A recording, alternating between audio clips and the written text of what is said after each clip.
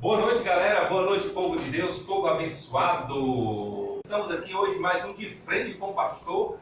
E um De Frente com o Pastor todo especial, porque nós estamos vivendo momentos de apreensão, momentos de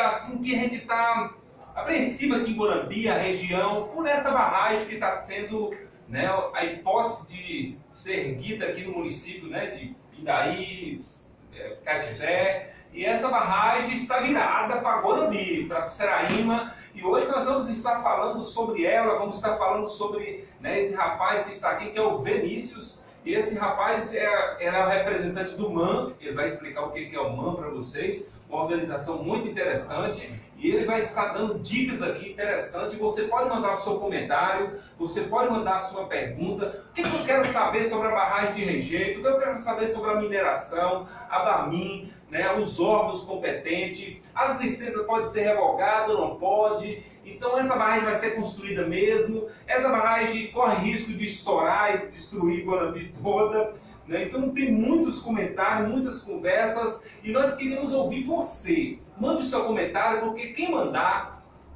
a sua pergunta vai estar concorrendo a um porta-retrato personalizado feito pela Lete Dietriches.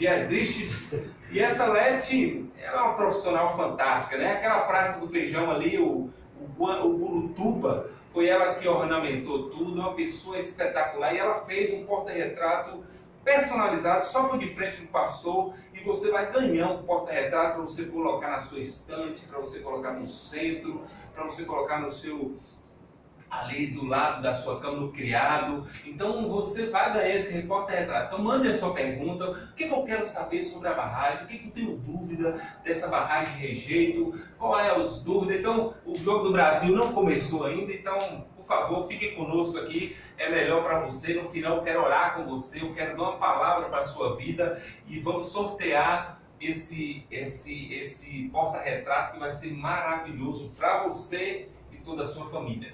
Lembrando, nós temos aí as nossas camisetas personalizadas, maravilhosas, da Baruch História. E essas camisetas já estão aí, tanto nas redes sociais, você pode adquirir. Você adquirindo, você está abençoando missões. Nós estamos em um projeto aí, todo arrojado, para montar toda uma estrutura de transmissão, né, toda digital, toda personalizada. Então, por favor, nos ajude, adquire uma camiseta, né? Ou seja, camisetas lindas que você pode usar para ir para qualquer local, lindas, maravilhosas. E lembrando sempre que amanhã, dia de 4, nós temos culto aqui na igreja, tá? E todos os domingos às 19 horas, tá bom? Então hoje nós estamos aí com Gabriel e Rafael, e estamos aqui com Vinícius. Boa noite, Vinícius. Boa noite, Hélio. Boa noite a todos e todas que estão ouvindo aí, assistindo a live.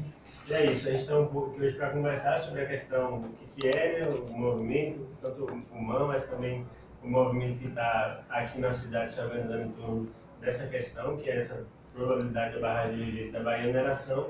E aí é falar também para quem está ouvindo, reforçar, né, e está assistindo, para mandar perguntas, se tiver alguma dúvida que a gente puder ajudar a resolver, a gente está aqui à disposição para isso. Então, já começa a marcar pessoas aí, né, com essa live, começa a marcar, começa a compartilhar, compartilhe ele em grupos, compartilhe com pessoas, mande aí para pessoas, né, que você conhece, para que nós possamos chegar alcançar mais pessoas, para esclarecer. Nós queremos esclarecimento. Muitas vezes nós estamos vendo, muitas vezes é politicagem. A barragem de Poço Magro elegeu muita gente, a barragem de Seraíma elegeu muita gente, e essa barragem de rejeito também quer eleger muita gente. Então tem muita coisa que é politicagem, é conversa, é balela, né? Então nós temos que ir em fontes, né, fidedignas, pessoas que entendem, pessoas que estão envolvidas verdadeiramente com a causa. E hoje nós temos aqui esse rapaz, Vinícius, e ele vai estar esclarecendo para vocês. Primeiro, o que é o MAN? Então, já todos estão ouvindo, o MAN, o Movimento pela Soberania Popular na Mineração.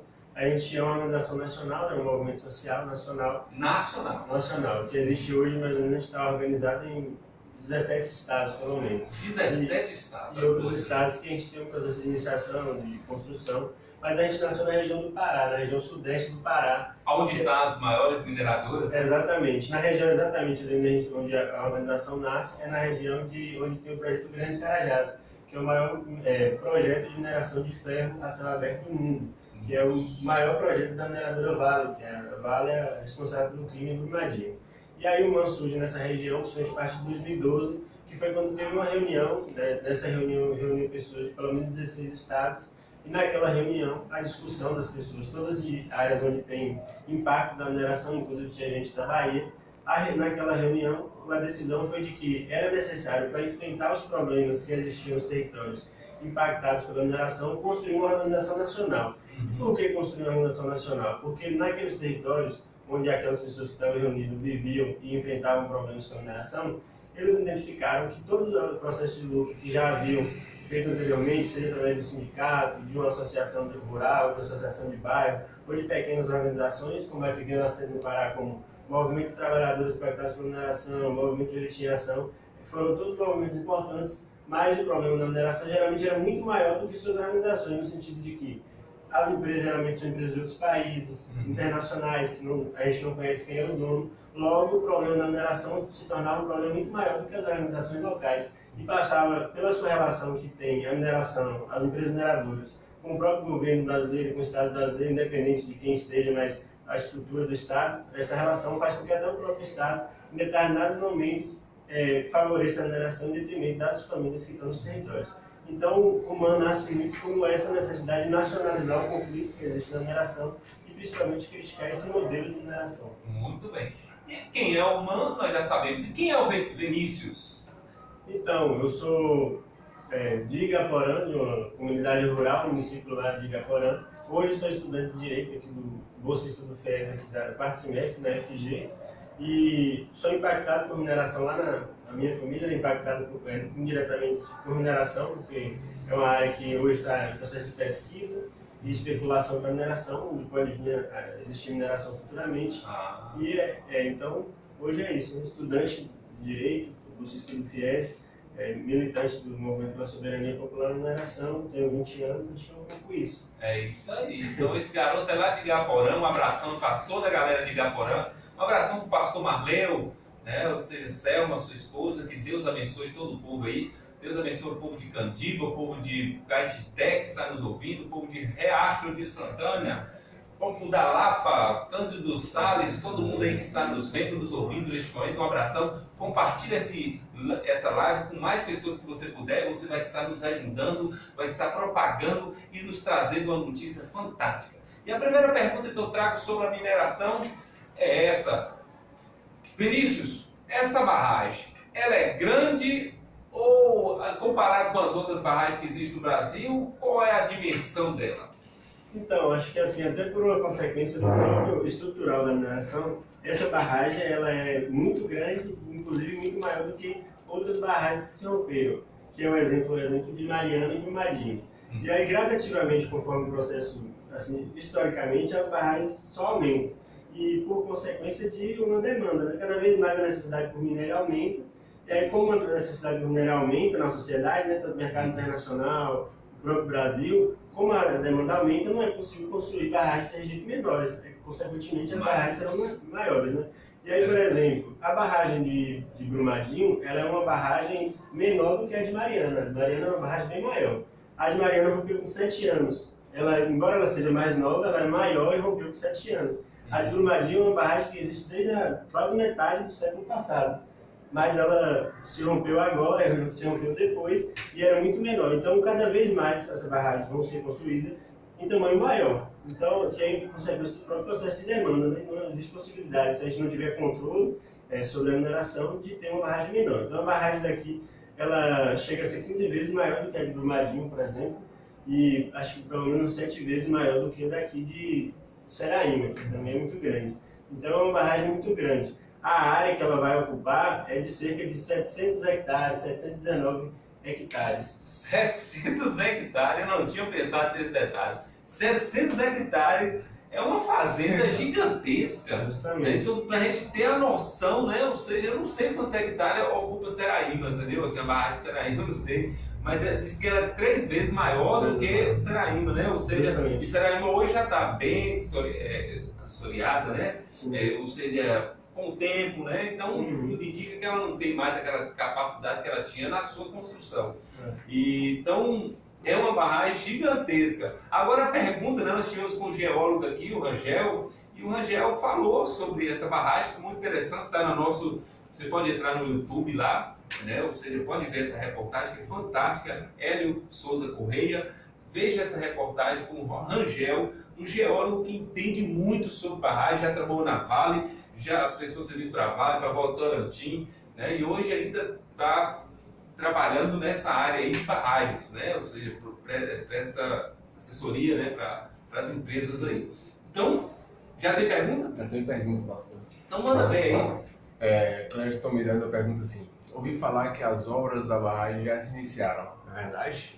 Não, existe uma... Não, sim. As atividades que existem lá só existem principalmente implantação na área que é a mina. Mas aí existe a mina, né, que é o local onde se extrai o minério, tira o minério do solo, e a gente faz a lavagem no local próximo, e depois da lavagem, aquilo que não é possível comercializar, que é o que a gente chama de estéreo ou rejeito, é jogado na barragem. Na área da barragem não existe ainda obras, né? Inclusive, em 2010, se não me engano, foi um ônibus de trabalhadores para lá, da Bahia Mineração, para tentar desmatar a área. Aí o pessoal da comunidade se organizou, parou esse ônibus, inclusive, na época, e é por isso que ainda existe lá essa região de mata, inclusive, de muitas nascentes, mas na área mesmo, onde é para ser barragem de jeito, nesses 719 hectares, ainda não existe obra. Existe um local onde é para ser a mina, que fica entre Caeté e Pindaí.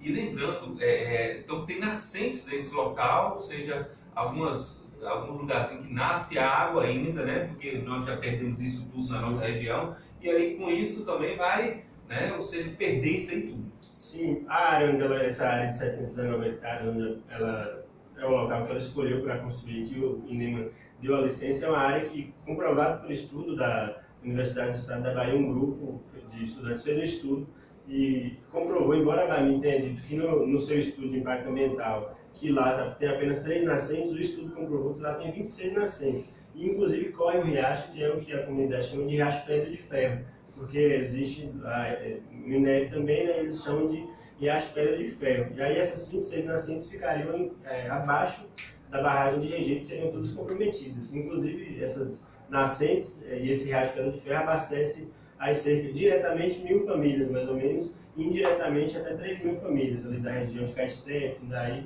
Isso. Lembrando, gente, olha, não ainda está, ou seja, o trem que vai tirar esse minério não está pronto também, né? Lembrando que a água que vai também para lá está, a adutora está sendo construída, então tem todo um projeto, porque ele vai falar que quantos litros de água a BAMIN vai gastar lá. Então ele vai trazer esse dado para você.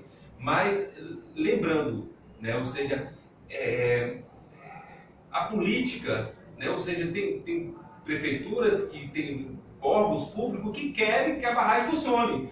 Sem risco ou com risco, por quê? Porque vai gerar, né, bastante capital, o dinheiro vai circular. E as pessoas muitas vezes não calculam o preço disso, né? Ou seja, quanto vai custar isso? Isso vai custar quanto para a sociedade, para as gerações futuras? Então nós hoje estamos calculando, né? Ou seja, não existe barragem construída. Então se você vem para Guanambi pensando que vai estourar uma barragem, não vai estourar barragem nenhuma. Tá? Então tira isso da cabeça, né? Ou seja, não existe barragem construída. Pode comprar terreno em qualquer lugar de Guanambi, não existe barragem construída. Então tem pessoas falando que já vai subterrar o bairro tal. Isso é conversa, é especulação. Não existe ainda nada disso, gente. Nós estamos aqui lutando para uma não construção dessa forma que é você lembrou lá?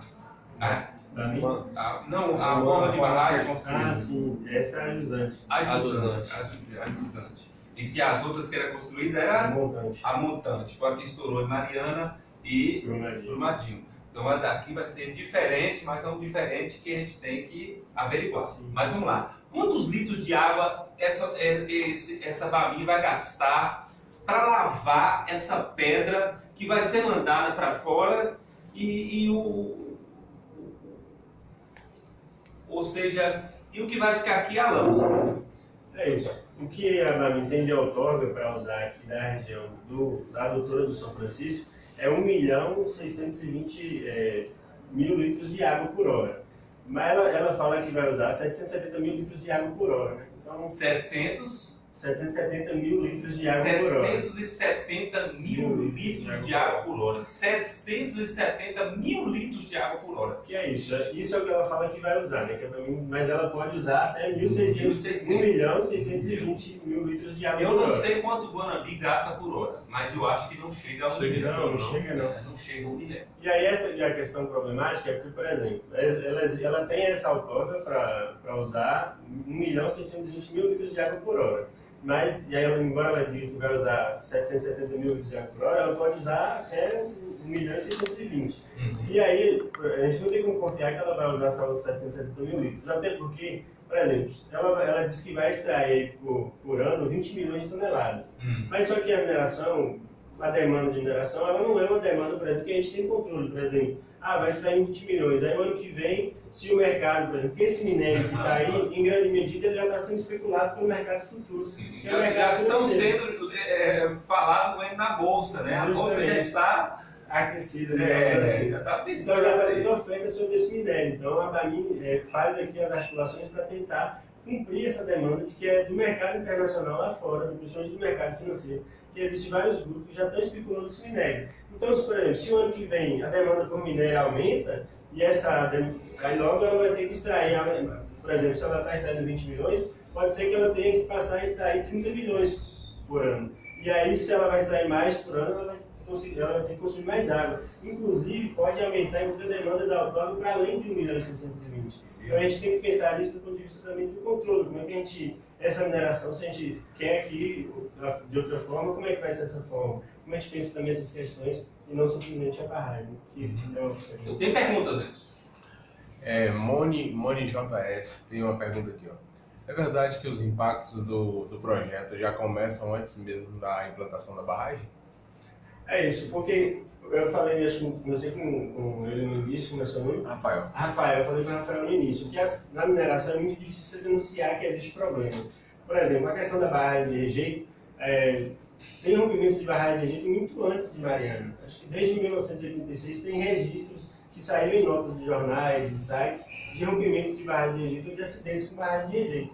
E, depois de Mariana, teve acidente com barragem de rejeito no Pará, na região de Barcarena, no Pará, mas não é noticiado. Então fica muito difícil você denunciar que existe problema na mineração. A gente conseguiu denunciar que a barragem de rejeito era um problema, principalmente depois de Mariana, e houve mortes, né? E principalmente depois de Brumadinho, porque morreu mais de 300 pessoas, aí ficou evidente que a mineração tem um problema e precisa ser resolvido. Mas para além da barragem de rejeito, existem vários outros problemas, aí se inicia logo com o processo de extração. Porque, como a gente costuma falar, por exemplo, lá ela vai extrair uma montanha imensa, que aí é o que a gente chama, por melhor que seja essa situação, a gente costuma chamar de amputação ecológica. Em que sentido? Porque, por exemplo, se a gente amputa um braço, pode ser a melhor forma possível, pode ser o melhor tratamento, pode ser o melhor estancamento, mas você nunca mais vai ter o braço. Então você retira uma montanha lá, aí você, para retirar a montanha, você baixa a pressão freática, todos os poços da região vai ter mínimo, vai ter muito, como tratar a água vai ter que ser mais profundo, a biodiversidade que está na região de plantas, de animais, toda essa biodiversidade vai morrer.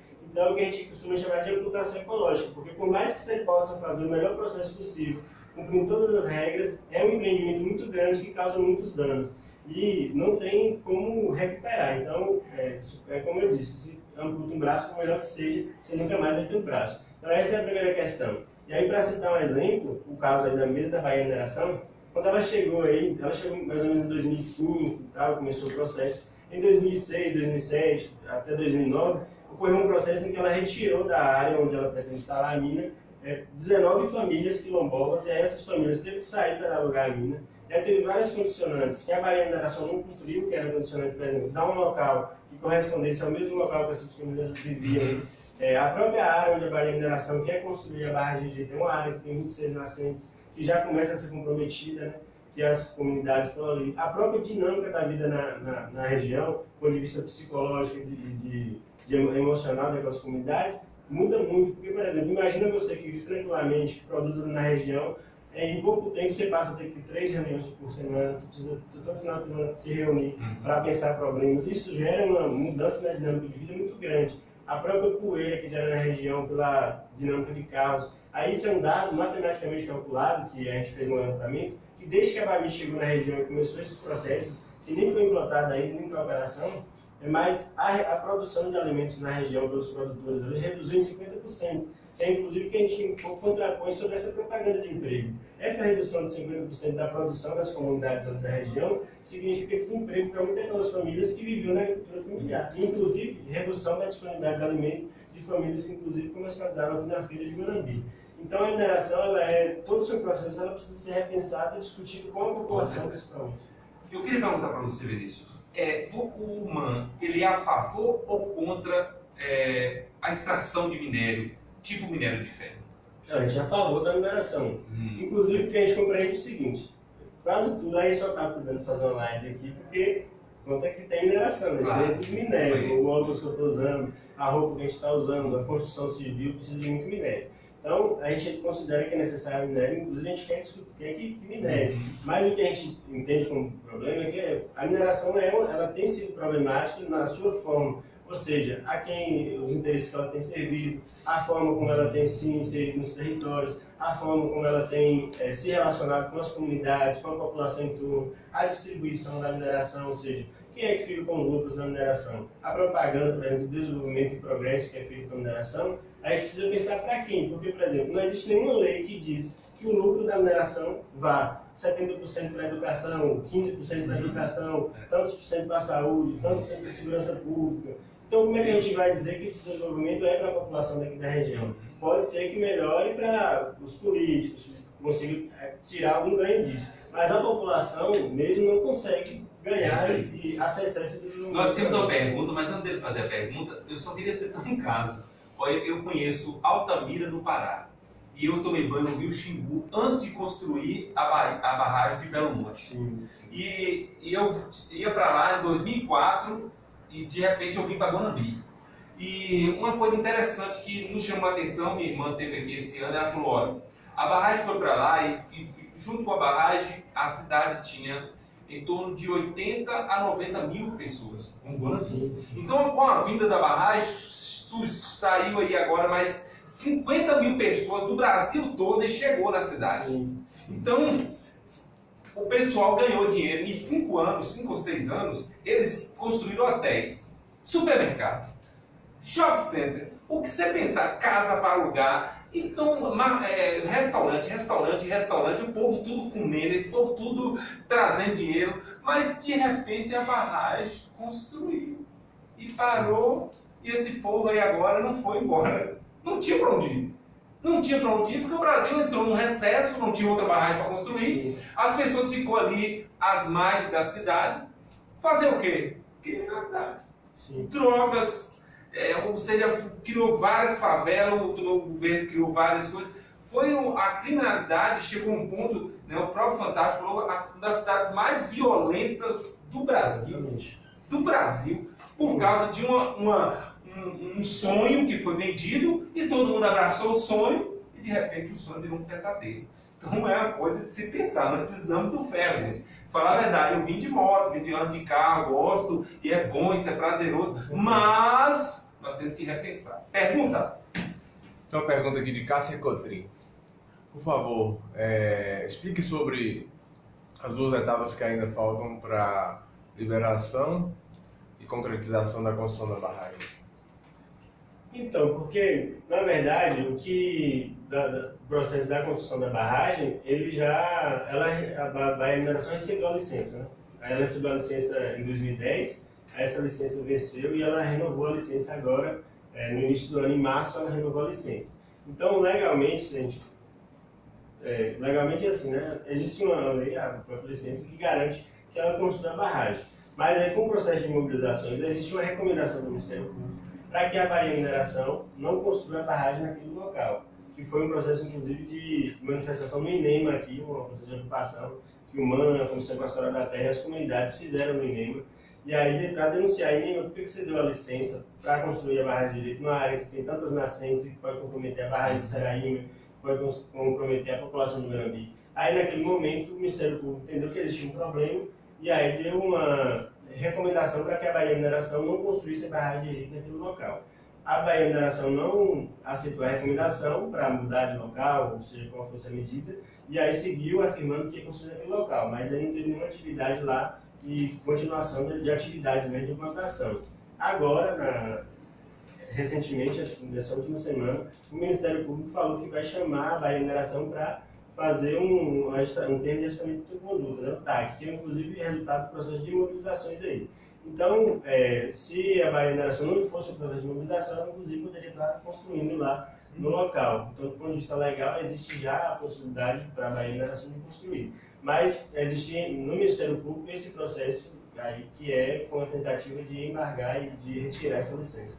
Muito bem, estamos aí conversando com o Vinícius, né? Ele é do MAN, e esse movimento tem aí, né, da mineração, tem estado já, 17 estados? 17 estados da nossa nação, e ele está explicando aí um pouco sobre a construção da barragem de rejeito, sobre a BAMIN, a instalação da BAMIN aqui na região. E lembrando, quem estiver participando hoje vai concorrer a um porta-retrato personalizado, coisa lindíssima, feita pela Lete Dietrich. Então, esse nome aí é fantástico também, né? Lete é uma profissional fantástica. Então, se você estiver participando aí, manda aí ver, compartilha esse vídeo com mais pessoas se você puder, para nós chegarmos aí a alcançar pessoas, esclarecer sobre a construção da barragem. Diga aí a pergunta. Tem um comentário, na verdade. Comentário? Um comentário de Ailton Chaves.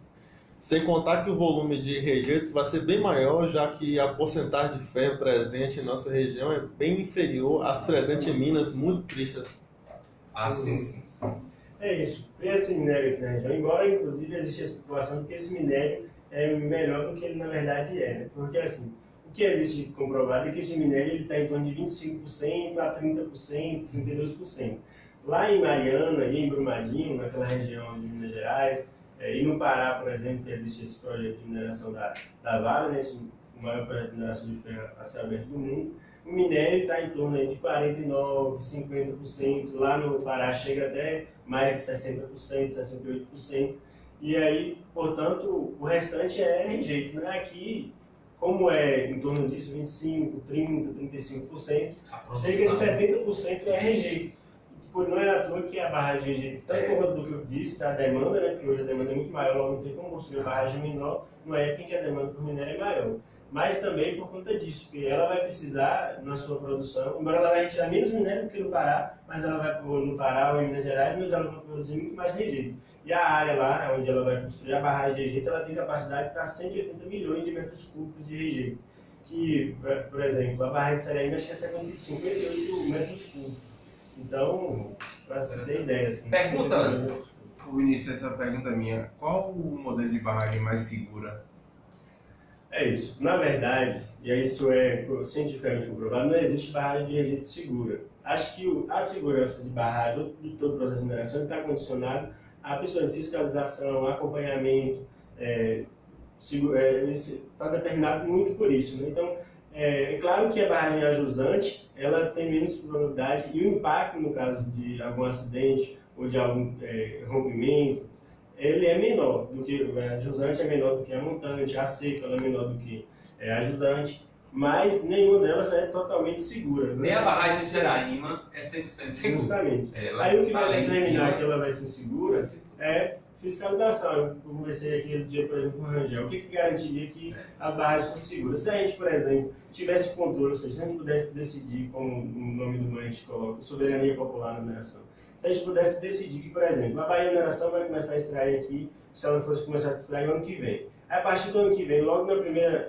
vez que ela tirasse, do lucro dela, a gente tirasse um valor, que a gente fala contingenciar recursos. Ou seja, do valor que ela tiver de lucro, a gente tirar, se ela tiver 1 milhão de lucro, a gente tirar, por exemplo, por ano, desse 1 milhão, 100 mil, para a gente contingenciar. Para no final do projeto, a gente ter um recurso para descomissionamento, ou seja, para tirar aquele rejeito, secar aquele rejeito e desativar a barragem. Mas como a gente não faz isso, geralmente no final do processo as mineradoras terminam de, como aconteceu em vários locais, em Brumadinho que estava parado já com o projeto, não estava tirando minério, a barragem tinha 3 anos que estava parada, mas rompeu.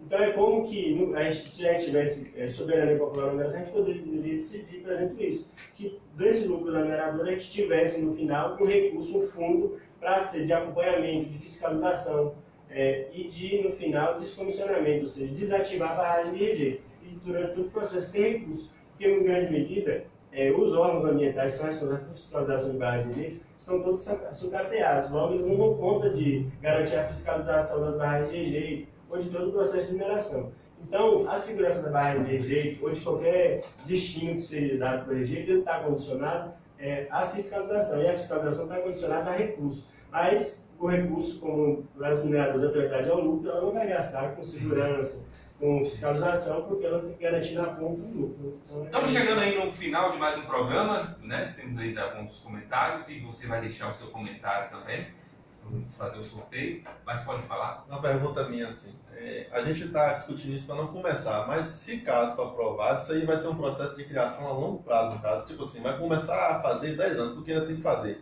o trilho com ferro, não é isso? O trem de ferro, tem que vir o ferro, o trem para poder coisar, até montar a estrutura de extração, isso tudo é um processo que vai... É aquele negócio, se eles quiserem, começa o ano que vem. Se eles quiserem. Enquanto estiver na mão do governo, enquanto estiver na mão do governo, o negócio é lento. Mas se eles quiserem falar, vamos fazer, faz. Deixa eu concluir a pergunta? Sim, mas... Então é isso, eu acho que é o que tem garantido que é isso. Se tiver tranquilidade, se não tivesse mobilizações, o projeto teria começado já, assim, muito provavelmente, né? Porque a mineração, ela sempre coloca uma data para iniciar o projeto. 2023, né? Aí ela colocou, acho que primeiro 2010, aí 2015, 2014, 2015, 2018, e aí vai para 2022. Mas é isso, é o processo de mobilização que tem garantido que essa mineração não tenha iniciado até agora. Então, o remédio é continuar a mobilização, não para dizer o seguinte, nós não queremos um projeto de pedra de ferro, que é o projeto da Bahia Mineração, mas para dizer o seguinte, como é que a gente quer o projeto de pedra de ferro? Muito bem. E com esse projeto, o que nós vamos fazer com ele do ponto de vista do lucro, do ponto de vista dos impostos que vai arrecadar, do ponto de vista do ritmo de exploração, ou seja, o que nós queremos extrair por ano? Nós queremos extrair 20 milhões de toneladas, a Bahia Mineração vai decidir que vai usar esse tanto de toneladas. Ela vai funcionar 24 horas por dia, usando por hora 1.620 metros cúbicos de água, então a gente tem que pensar nisso. E aí continuar a mobilização, que tem que envolver Guanambi, como está mobilizado, tem que envolver a população de Pindaí, de Caeté, então acho que é um pouco isso. Deixa um recado aí para todos os ouvintes que estão nos ouvindo. Que recado você deixaria para toda essa população guanambiense que está nos ouvindo, população regional e todas as populações que estão lidando com esse tema tão problemático? Acho que a primeira coisa que deixar de recado é porque em muitos momentos a população acha que não é possível mudar esse projeto, ou barrar ou mudar. Mas como nem está em discussão, que a gente nem está em discussão em relação a barrar projeto, porque a gente não é como o Nelson falou, mas às vezes as pessoas acham não tem como mudar, já está decretado, já está definido, já teve licença, vai começar. Aí só para citar um exemplo, e uma notícia muito boa, que em Muriaé, que foi uma região que eu tive lá em 2017, que eu tive nessa região, é uma região onde a CBA, que é a Companhia Brasileira de Alumínio, queria extrair bauxita, que é uma região que inclusive semelhante aqui, porque é uma área que tem muitas nascentes. E aí naquele processo a gente foi inclusive para ajudar, que foi uma brigada de solidariedade à região, eu fui enquanto humano para poder ajudar com a solidariedade com essas comunidades. Aí desde essa data, que a população de lá vem no processo de organização, de mobilização, como hoje está aqui em Guanambi, para garantir que aquela área não tivesse mineração. E agora, recentemente, acho que umas 2 semanas atrás, foi por lei definido que lá é área de reserva legal porque existem as nascentes. Então, é um caso concreto de uma área em que a população se mobilizou, se organizou, se formou, né? E aí garantiu que uma área que inicialmente parece que tinha vocação para mineração, que é como que o discurso geralmente é feito, passou a ser reserva legal, que uma área de nascente que tem importância, inclusive vai passar a ser área turística. Então, o primeiro recado que eu quero deixar à população é esse, que é possível. E a segunda coisa, em relação à pedra de ferro, a primeira questão é essa. Existe já um problema, que a mineração é extremamente problemática da forma que ela está colocada em todo o seu processo. Então, nas comunidades, nas populações impactadas, na cidade de Caeté, daí já existem problemas, então a gente precisa se preocupar com isso, inclusive pela questão das nascentes, do consumo de água do Rio São Francisco, toda essa quantidade, que pode comprometer inclusive o abastecimento de Guanambi e Caeté.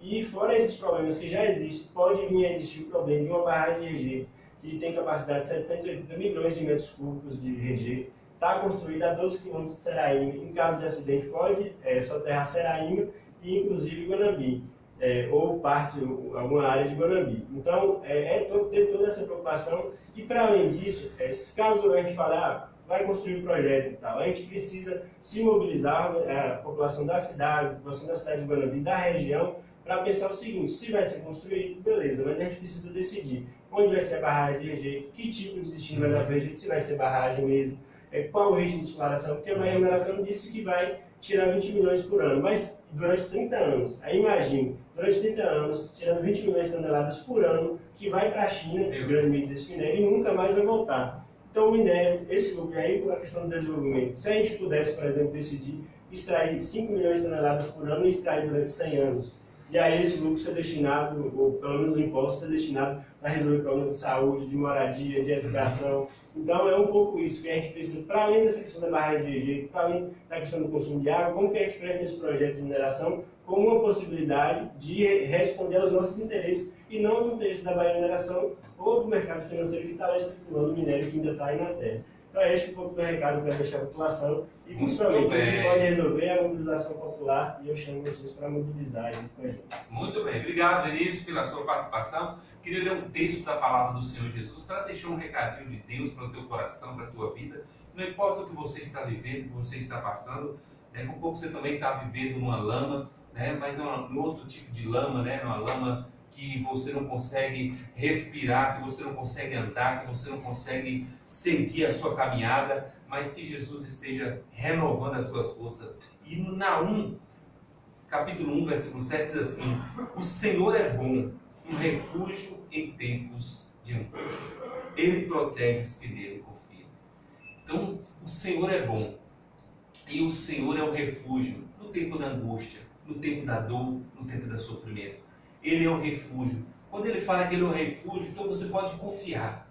Você pode depositar a tua confiança. Você pode entregar a tua vida, porque ele vai te tirar dessa situação. Ele vai te levantar, ele vai te erguer, porque ele é teu Deus. Porque você está enfrentando problemas no seu casamento, no seu trabalho, na sua vida espiritual, na sua vida financeira. Ele é Deus. Então, refugie no Senhor.